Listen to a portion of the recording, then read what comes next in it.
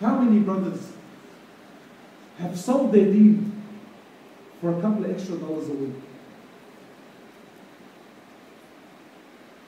When we were in the UK, this is a true story, huh? When we were in the UK,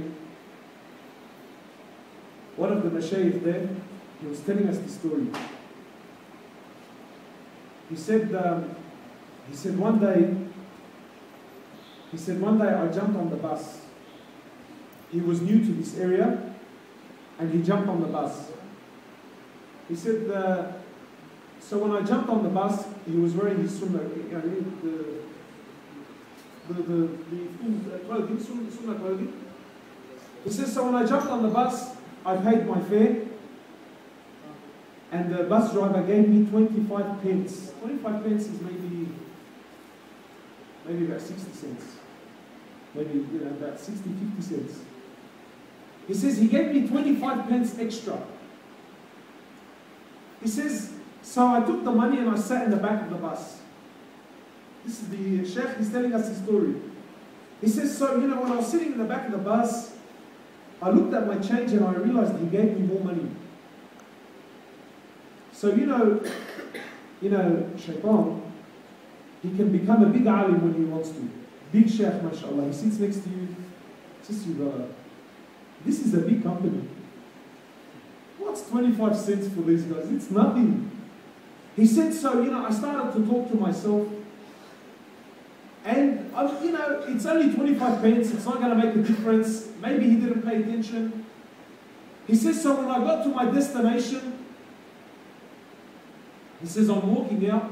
And then just before I reached the bus driver, he says, I pulled out the 25 pence and I said to him, look, you made a mistake.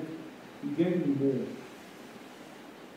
The bus driver says to him, I didn't make a mistake. He says, I gave you the 25 pence intentionally.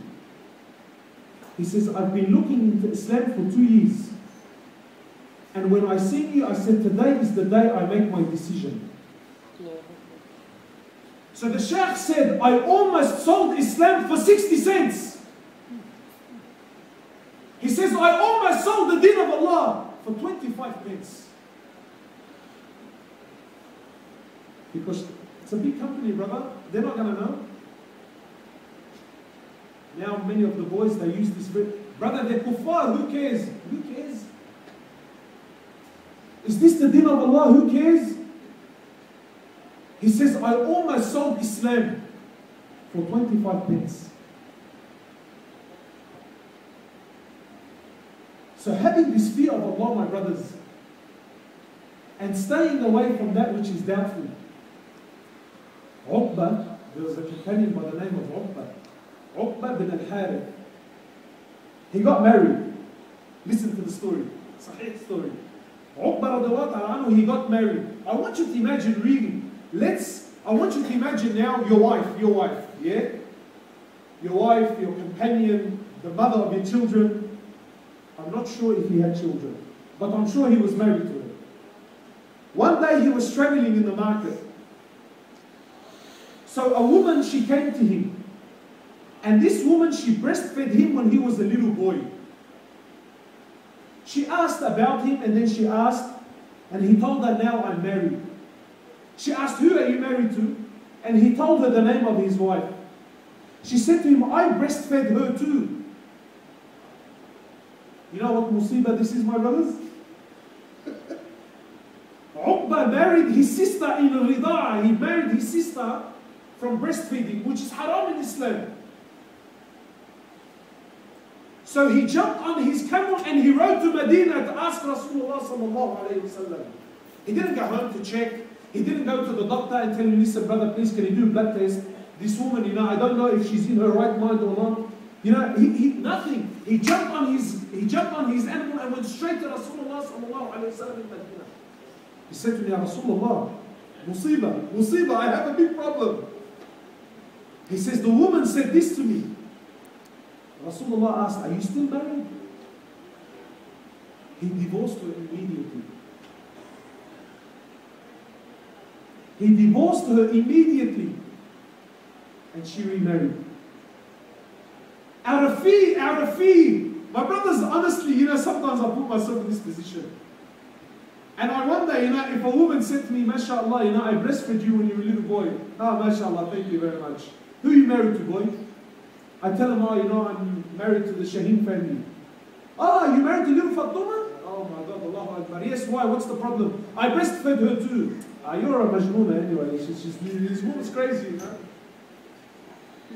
But Uqba radiallahu ta'ala anhu, no wasting time, he mounted on his animal and went straight to Rasulullah. In Medina.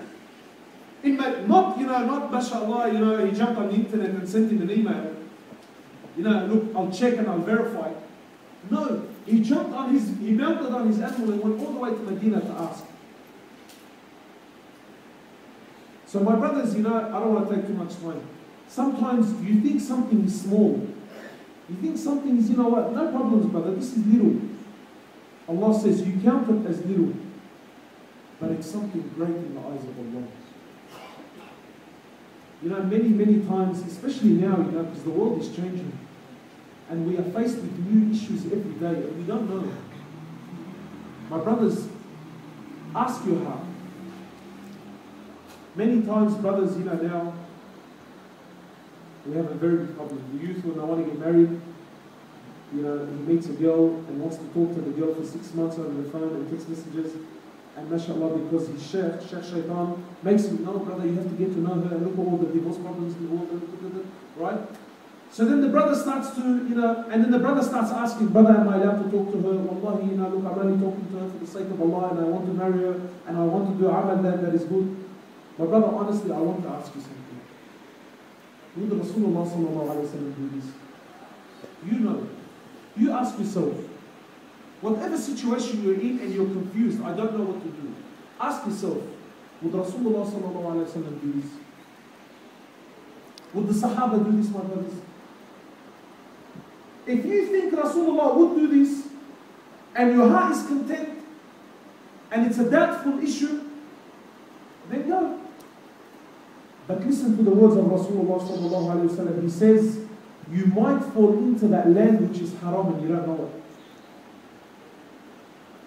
Abu Bakr radiallahu ta'ala anhu, this is the last hadith. Abu Bakr radiallahu ta'ala anhu, he had a slave. He had a slave, and the slave used to go work and earn some money. And from that money that he earned, Abu Bakr used to eat from that money. Hello. So one day the slave, he brought him some food, So he waited for Abu Bakr to start eating, and then when he started to eat, the slave asked him. He said to him, do you know where I got this food from? Abu Bakr paused. He says to him, no, where did you get this food? He says to him, many years ago before, he's telling him, many years ago before Islam, I used to be a soothsayer. He used to be a soothsayer, which is haram. He says to him, and I did some soothsaying for a man and I deceived him. And I just seen him now and he paid me for that work. So I got you this.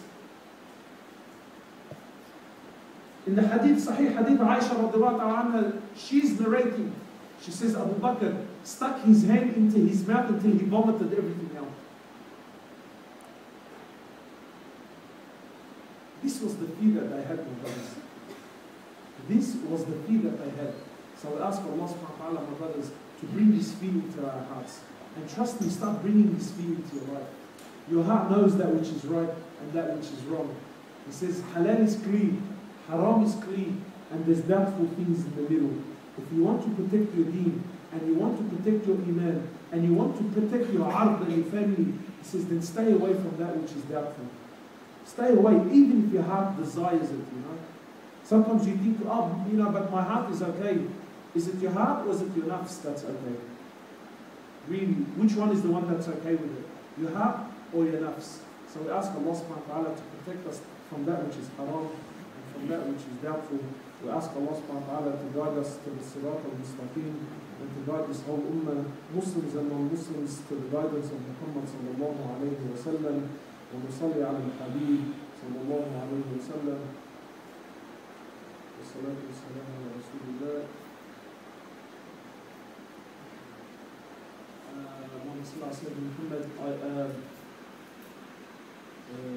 Next week we'll be shutting on something, inshallah. Okay? He's a busy man, you see, so inshallah. سبحانك اللهم وبحمدك نشهد أن لا إله إلا أنت نستغفرك ونتوب إليك. جزاك الله خيرا إن شاء الله.